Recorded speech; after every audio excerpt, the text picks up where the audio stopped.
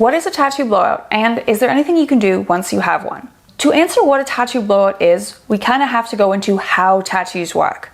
So your skin has 3 different layers. There's the top layer, which is quite thin, it's the epidermis. This is the layer of skin that sheds skin cells. Below that is the dermis. It's the thicker layer of your skin, and this is where you want to deposit tattoo ink. Any higher and it's going to end up being shed with your skin cells, and any lower it's going to cause a blowout. So in the second level of your skin, the dermis, there are things called macrophages. And basically, once the ink is deposited into that layer, your immune system tries to attack those cells. So the macrophages are a type of white blood cell, and what they do is they go and gobble up the ink.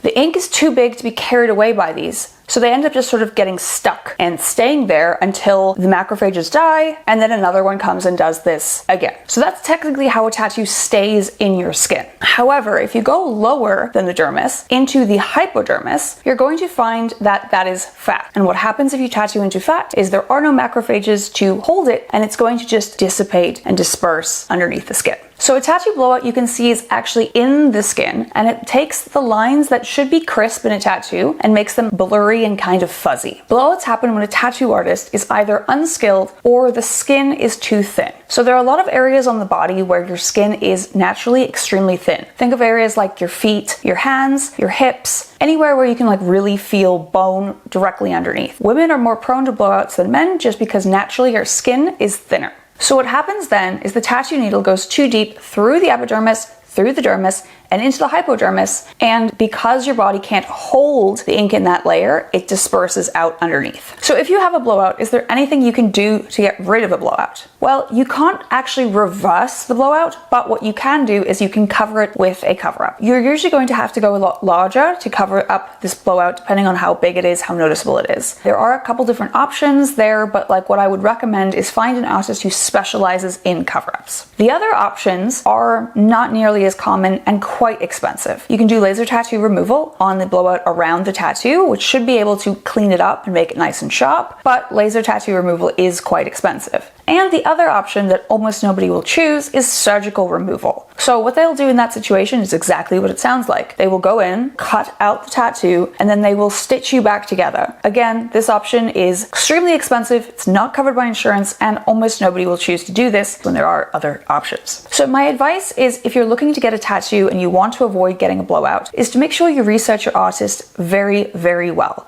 Make sure that they have a lot of experience in tattooing and have many years of understanding how skin works if you're planning to get an area such as your foot, your hands, or any other really thin area.